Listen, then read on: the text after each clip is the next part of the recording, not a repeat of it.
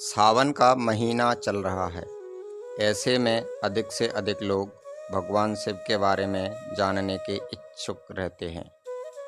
इस समय में बहुत से शिव भक्त उत्तराखंड में उपस्थित केदारनाथ की यात्रा करने की तैयारी कर रहे हैं। तो वहां जाने से पहले आपको हमारा यह वीडियो देखना चाहिए, आपकी यात्रा में सहायक होगा। और अगर आप इस चैनल पर नए हैं तो चैनल को सब्सक्राइब कर लें और कमेंट में हर हर महादेव लिखकर इस सावन के महीने में पुण्य के भागीदार बनें। केदारनाथ मंदिर भारत के उत्तराखंड राज्य के रुद्रप्रयाग जिले में स्थित हिंदुओं का एक प्रसिद्ध मंदिर है। उत्तराखंड में हिमालय पर्वत की गोद में केदारनाथ मंदिर 12 ज्योतिर्लिंगों में सम्मिलित होने के साथ साथ 4 धाम और पंच केदार में से भी एक है।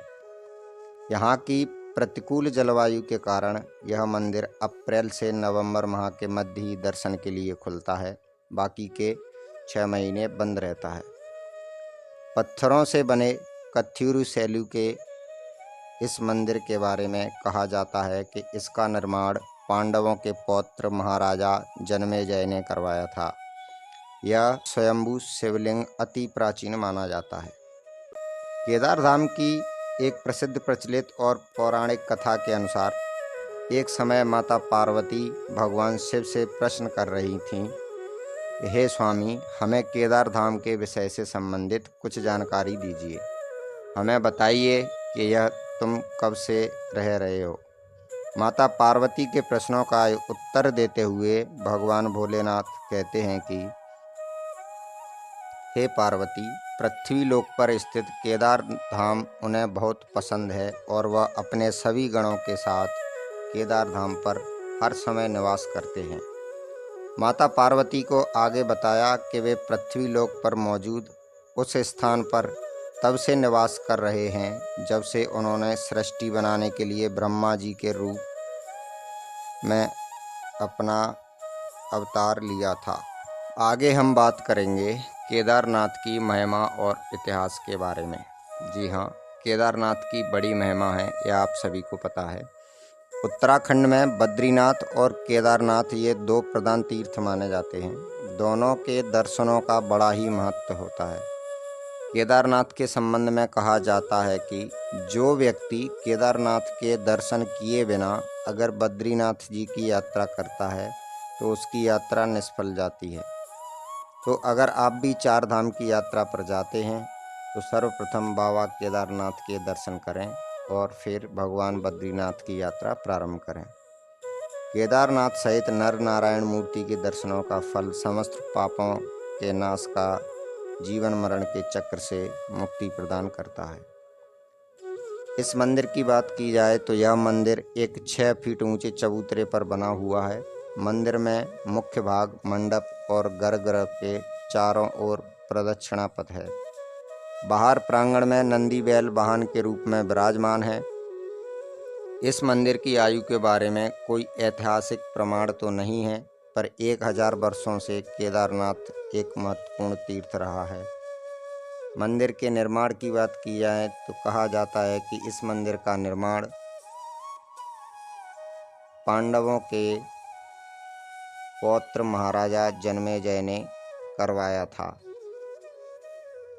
वहीं इसका कोई ठोस प्रामाणिक उल्लेख नहीं मिलता है। कहा जाता है कि इस मंदिर का जो जीर्णोद्धार है वह आदि गुरु शंकराचार्य जी ने करवाया था।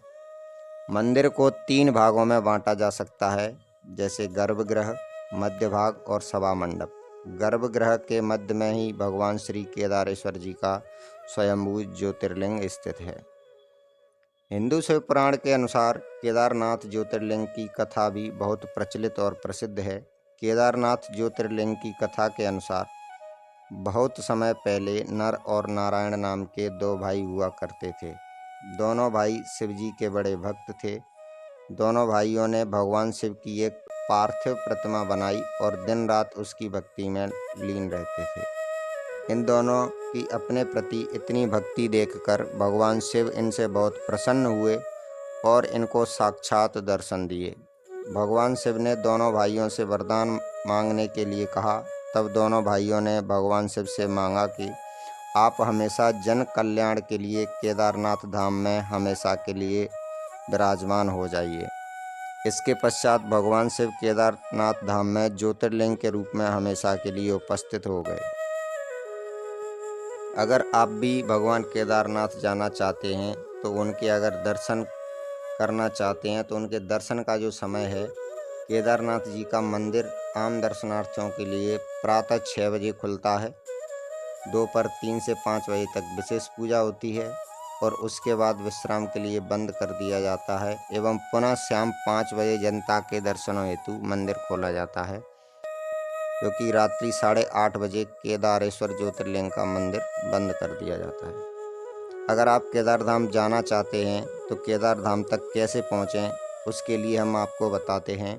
केदारधाम पहुँचने के लिए पर्वतीय मार्ग से गुजरते हैं, जिसमें कुछ स्थानों पर रास्ता खासी कठिन हो सकता है। केदारनाथ धाम की ऊंचाई और पर्वतीय वातावरण इसे भारतीय धर्म और संस्कृति के लिए विशेष बनाते हैं और यात्रियों को अधिक सकारात्मक अनुभव प्रदान करते हैं। यहाँ जाने के लिए आप हेलीकॉप्टर का भी सहारा ले सकते हैं, आप पैदल भी यात्रा कर सकते हैं या फिर आप वहाँ जो पालकी सेवाएं हैं उनका भी आप लुत्फ़ ले सकते हैं। अगर आप हेलीकॉप्टर सेवा लेना चाहते हैं तो आसान और तेज़ी से केदारनाथ धाम पहुँचने के लिए आप हेलीकॉप्टर सेवा का उपयोग कर सकते हैं, जो कि हरिद्वार, देहरादून और गुप्तकाशी जैसे नज़दीकी शहरों से उड़ान उपलब्ध होती हैं, जो कि केदारधाम तक पहुंचती हैं। वहीं अगर आप पैदल यात्रा करना चाहते हैं तो केदारनाथ धाम तक पैदल यात्रा एक धार्मिक और अनुभव भरी यात्रा होती है। आप गौरीकुंड या सोनप्रयाग से यात्रा शुरू कर सकते हैं और पर्वतीय मार्ग से धाम पहुंच सकते हैं। यह यात्रा गौरीकुंड से लगभग 14 किलोमीटर और सोनप्रयाग से लगभग 21 किलोमीटर की है। अगर आप पालकी सेवा से भी जाना चाहते हैं तो कुछ भक्तों के लिए विशेष पालकी सेवा भी उपलब्ध होती है, जिसमें पालकी यात्रियों को धाम तक ले जाती है। यह एक श्रद्धा और धार्मिक अनुष्ठान का एक अनूठा अनुभव प्रदान करती है। केदारनाथ धाम पहुंचने के लिए किसी एक का चयन करें और यात्रा का आनंद लें। धार्मिक यात्रा के दौरान यात्रियों को ध्यान, धार्मिक अनुष्ठान और पर्वतीय सौंदर्य का आनंद मिलता है। जय बाबा केदारनाथ। अगर आपको हमारा यह वीडियो पसंद आया हो तो वीडियो को लाइक करें और इसी तरह की भारतीय कल्चर और संस्कृति से रिलेटेड वीडियो देखने के लिए हमारे चैनल को सब्सक्राइब ज़रूर करें, दोस्तों के साथ शेयर करें।